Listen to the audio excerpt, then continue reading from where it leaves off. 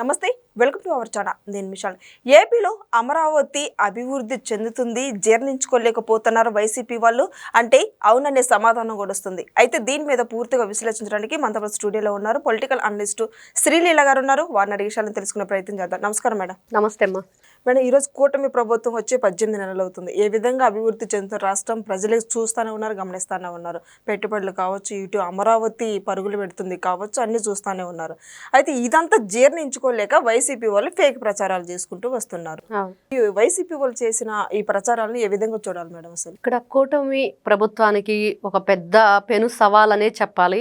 ఈ రోజున వాళ్ళ అధికారంలో రావటం చాలా సంతోషం. ఎందుకంటే ప్రజలందరూ కూడా ఏ విధంగా జగన్మోహన్ రెడ్డిని వ్యతిరేకించారు. జగన్మోహన్ రెడ్డి ఇంకా మాకొద్దు అని చెప్పేసి వాళ్ళు ఆయన పరిపాలన మాకొద్దు అనుకొని 11కు పరిమితం చేశారు. కూటమి ప్రభుత్వం అధికారంలోకి వస్తే ఏం జరిగిద్దో ప్రజలకు తెలుసు. అభివృద్ధి ఉంటుంది, సంక్షేమం ఉంటుంది, పిల్లలకి ఉద్యోగాలు ఉంటాయి, భవితకి భరోసా ఉండిద్ది. కానీ ఇంకొక పెద్ద పెను సవాల్ ఏంటంటే జగన్మోహన్ రెడ్డి అనే ఒక పెద్ద సైకోని కూడా ఎదుర్కోవాలి. సైకో సైకో సైకో అందరూ ఏంటి సైకో? వైఎస్ఆర్సీపీ పార్టీ వాళ్ళందరూ ఊతగా గిలగిలా కొట్టుకుంటున్నారు. సైకో అంటున్నారు అని. కాగ్నిజెంట్ రాకుండా జగన్మోహన్ రెడ్డి దాని మీద కేసులు వేశాడు. గూగుల్ రాకుండా కేసులు వేశాడు. మరి కానిస్టేబుల్ ఏదైతే నియామకాలు ఉన్నాయి, పోస్టుల భర్తీలు, అది కాకుండా కేసులు వేశాడు. డిఎస్సి ఎగ్జామ్ ఏదైతే ఉద్యోగులు టీచర్స్ ఉద్యోగాలు ఉన్నాయో దానికి కేసు వేశాడు. మరి ఈ విధంగా చెప్పుకుంటూ వెళ్తే ప్రతి దానికి వీళ్ళు మోకాలు అడ్డు పెడుతున్నారు. మరి ఇట్లాంటి వాళ్ళని ఏమంటారు? సైకో అనక. ఎక్కడైనా నువ్వు రాష్ట్ర అభివృద్ధి కోరుకోవాలి. నువ్వు ఉన్నప్పుడు ఏం చేసావు? అమరావతిని కమరావతి అన్నావు. అమరావతిని ఏం చేశాడు? శ్మశానం చేశాడు. ఎక్కడ ఒక అభివృద్ధి లేదు. 90% అయిన బిల్డింగులు కూడా నువ్వు పూర్తి చేయలేకపోయావు. 70% అయిన బిల్డింగులు పూర్తి చేయలేకపోయావు. 3 రాజధానులు అనే పేరుతోటి జగన్మోహన్ రెడ్డి వైఎస్ఆర్సీపీ పార్టీ 2019 నుంచి 24 వరకు 3 ముక్కలు ఆటాడి ప్రజల జీవితాలతోటి రాష్ట్రంతో కూడా వీళ్ళు మూడు ముక్కలాట ఆడారు. ఎంత దారుణం! ఇలా నా చేసేది పరిపాలన అంటే ఇతన్ని ఏమంటారు మరి? సైకో అనక. ఈ సైకోకి ఇంకా పిల్ల సైకోలు ఏ విధంగా తందాన పడుతున్నారో చూస్తున్నాం. 1 కాదు 2 కాదు. ఎక్కడైనా సరే రోడ్లు కూడా తవ్వుకుపోయారు అన్నది విన్నామా? అమరావతిలో వైఎస్ఆర్సీపీ పార్టీ అధికారంలో ఉన్నప్పుడు రోడ్లు కూడా తవ్వేశారు. రైతులు ఇబ్బంది పడుతున్నారని చెప్తున్నారు కదా మేడం. ఇక్కడ రైతులు వీళ్ళు రోడ్లు తవ్వేయటం, రైతులను ఇబ్బంది పెట్టడం, వాళ్ళు న్యాయస్థానం టు దేవస్థానం అని చెప్పేసి ఒక కార్యక్రమం పెట్టుకుంటే అడుగడుగున ప్రజలు బ్రహ్మరథం పట్టారు. ఏ భూమిలో నుంచి రైతు తన 10 వేళ్ళు పెట్టి మన 5 ఏళ్ళు నోట్లోకి వెళ్ళటానికి కారణం అవుతాడో ఆ భూమి పళ్ళెంగా మారి ఆ నడి రోడ్డు మీద భోజనాలు చేశారు. మీకు గుర్తుందో లేదో? ఆ వీడియో చూస్తే కనుక తెలుస్తుంది. అమరావతి రైతులు రోడ్డు మీద భోజనం పెట్టుకొని తిన్నారు మట్టిలో. ఎన్ని రకాల కార్యక్రమాలు చేశారు, ఎన్ని నిరసనలు తెలిపారు, ఎన్ని బూట్లు కాళ్ళతో దెబ్బలు తిన్నారు, ఎన్ని కేసులు పెట్టించుకున్నారు. వాళ్ళు ఏదైతే అమ్మవారి మొక్కుబడి తీర్చుకోవటానికి కూడా జగన్మోహన్ రెడ్డి వాళ్ళ మీద కేసులు. అమ్మవారికి మొక్కులు అక్కడ మన కనకదుర్గ అమ్మవారికి ఇన్ని రకాలుగా ఆయన అటు అభివృద్ధిని అడ్డుకోవటమే కాకుండా రైతుల మీద అఘాయిత్యాలు, దౌర్జన్యాలు. మరి వీళ్ళు ఒకటి చేశారా? ఈ రోజు కూడా చేస్తూనే ఉన్నారు. ఇలా చేసుకుంటూ పోతే జగన్మోహన్ రెడ్డి ఏమన్నాడు? నేను ఇంకా 25 సంవత్సరాలు ఉంటాను, 30 సంవత్సరాలు మా జగన్ అన్నే ఉంటాడని చెప్పారు కదా. ఇంకా అలానే అనుకుంటూ భ్రమల్లో బ్రతుకుతూ ఇప్పుడు కూడా వీళ్ళ ఆగడాలు అరికట్టకుండా అలానే ఇతను కూడా కొనసాగిస్తూ వాళ్ళని ఎవరినైనా సస్పెండ్ చేస్తాడా? వాళ్ళ ఏదైతే పార్టీకి సంబంధించిన వ్యక్తులు కానీ, నాయకులు, కార్యకర్తల్ని ఎవరు ఏదైనా తప్పు చేస్తే నారా చంద్రబాబు నాయుడు గారు వెంటనే కఠినమైన చర్యలు తీసుకోవటం కానీ, పార్టీ నుంచి సస్పెండ్ చేయటం కానీ మనం చూసాం. మరి జగన్మోహన్ రెడ్డి గారు ఏ రోజైనా చేయటం మనం విన్నామా, చూసామా? ఏ రోజు లేదు. మరి ఇట్లాంటి వ్యక్తి రేపు 11 కూడా రావు అనేది ఈ రోజున ప్రజల్లో గట్టిగా వినిపిస్తున్న వాదన. మరి ప్రజలు ఇంకొకటి వినిపిస్తుంది ఏంటంటే సోషల్ మీడియాలో మొత్తం రప్ప అనేది బాగా గట్టిగా వినిపిస్తుంది. ఎందుకంటే ఏదైనా ఒక నాయకుడు ఒక తప్పు చేసి 5 సంవత్సరాల పరిపాలన నేను సరిగ్గా అందించలేకపోయాను, నా అసమర్థత ఏంటి అని చెప్పి నాకు తెలిసింది. ఈ రోజున 11కు పరిమితం అయిపోయినా కూడా మరి తను ఏంటి, తన పరిస్థితి ఏంటి, తన పార్టీ గతి ఏంటి, స్థితి ఏంటి అని తెలుసుకోకుండా ఇప్పుడు కూడా మేము వస్తే రప్ప గంగమ్మ జాతరలో పొట్టేళ్లు నరికినట్టు నరుకుతామంటున్నారు. ఎవరైనా ఒక రాజకీయ నాయకుడు, రాజకీయం అంటే తెలిసిన వ్యక్తి మరి ఏం కోరుకుంటాడు ప్రజల నుండి? అయ్యో ఒకసారి పొరపాటు జరిగిపోయింది, మళ్ళీ ఆ పొరపాటు జరగకుండా చూసుకుంటాను, నేను వస్తే అభివృద్ధి చేస్తాను అని చెప్పేసి చెప్పటం. ఇప్పుడు ఇంకా అభివృద్ధి జరుగుతుంది, మంచిగా బాగుంది, మరి దానికి కావాల్సిన సహాయ సహకారాలు కూడా నేను అందిస్తానని చెప్పటం ఒకటి. ఇవేమీ లే జగన్మోహన్ రెడ్డి గారి దగ్గర. నేను వస్తే నరికేస్తా, ఖైదీల చేత ఖైదీలకి పోలీసుల చేత సారీ చెప్పిస్తానని చెప్పటం. ఇంకా ఒకటి కాదు, ఈ విధంగా చెప్పుకుంటూ వెళితే ఈ రపరప బ్యాచ్ ఏదైతే ఉందో వీళ్ళు ఈ విధంగానే మేము వస్తే రపరప నరికేస్తాం, పోలీసులు బట్టలోడ తీస్తాం, రిటైర్డ్ అయిపోయినా కూడా వదిలిపెట్టను.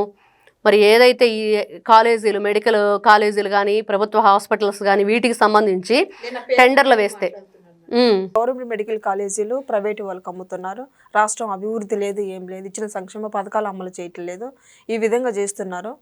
ఇంకా పీపీపీ మోడల్ని ఎలా ప్రైవేటీకి అమ్ముతున్నారో సీఎం పదవిని కూడా అలానే అమ్ముతావా అని పేరుని నాని వ్యాఖ్యలు చేశారు. మీరు అమ్మారు కదా బూతులు తిట్టు పదవులు పట్టు అని చెప్పి జగన్మోహన్ రెడ్డి అమ్మాడు కదా, బూతులు తిట్టిన వాళ్ళకి పదవులు. ఇంకేం అమ్ముతారు, ఎవరు అమ్ముతారు? అన్నీ మీ కార్యక్రమాలన్నీ వాళ్ళు చేయాల్సినవి చేశారు, సకలం వాళ్ళు అక్కడ సాధించారు. ఏం చేయాలనేది అవన్నీ చేసుకొని పోయారు. ఎవరు ఇష్టం వచ్చినట్లు వాళ్ళు దోచుకున్నారు, దాచుకున్నారు, పంచుకున్నారు. ఈ రోజున మళ్ళీ తగుదనమ్మా అంటూ పేరు నాని మాట్లాడతాడు. బియ్యం లెక్కలు చెప్పమనండి ఒకసారి, ఏ గోదాముల్లో ఎంతెంత దాచాడో. ఇష్టానుసారంగా దోచుకొని దానికి పరిహారం కట్టి జైలుకి వెళ్లకుండా బెయిల్ మీద తిరుగుతున్న వీళ్ళు కూడా ఈ రోజున వచ్చేసి నీతులు చెప్తున్నారంటే ఏ విధంగా అనుకోవాలి? పేరు నానికి అసలు హక్కు ఉందా? అడిగే హక్కు, మాట్లాడే హక్కు ఉందా? ఎలా చెప్తావు నువ్వా నైట్కి నైట్ వేసేయండి పొద్దున్నే వచ్చి పరామర్శింటుందని చెప్పి నువ్వా ఈ రోజున మాట్లాడుతున్నావు? పేరు నాని గారు ఒకసారి ఆలోచించండి, మీ పరిపాలన ఏంటి, మీ నాయకుడు ఏంటి, మీ పనితీరేంటని ఆలోచించుకొని అప్పుడు కూటమి ప్రభుత్వం గురించి. ఈ రోజున పీపీపీ అంటే ఈ రోజున మనం నడుస్తున్న రోడ్లు అవి కాదా, మనం తిరుగుతున్న విమానాలు అవి కాదా, ప్రైవేటీకరణలోనే కదా ఇవన్నీ జరుగుతున్నాయి. కోర్టులే చెప్పిన తర్వాత మీ బాధ ఏంటి, వీళ్ళ బాధ ఏంటి? కోర్టులే చెప్పిన తర్వాత వీళ్ళ బాధ ఏంటి? ఏం జరుగుతుంది? ఎంతసేపటికి ప్రైవేటీకరణ అంటున్నారు కానీ అది పబ్లిక్ ప్రైవేట్ పార్ట్నర్షిప్ అని చెప్పిన తర్వాత కూడా వీళ్ళు ప్రైవేటీకరణ అంటే నిర్మలా సీతారామన్ గారు కూడా అది గడ్డి పెట్టారు. అయినా వీళ్ళకి బుద్ధి రావట్లా. వీళ్ళ ఎంపీలేమో అక్కడికి వెళ్ళి ఒక్క ఫోటో అని అడిగి వచ్చారంట. మా జగనాన్ని ఒక్క ఫోటో తీయించుకొని రమ్మన్నాడు కేంద్ర మంత్రులతోని. ఇక్కడికి వస్తేనేమో వీళ్ళేమో లోకల్ లీడర్స్ ఇట్లా మాట్లాడతారు. ఎవరికి అసలు మీకు ఒక మ్యూచువల్ అండర్స్టాండింగ్ ఉండదా? ఈ ద్వంద్వ వైఖరి, ఈ ద్వంద్వ మాటలు ఇట్లానే మాట్లాడుతూ ఉంటారా? ఒకరు ఎడ్డం ఒకరు తెడ్డం అని ఇట్లా ఉంది.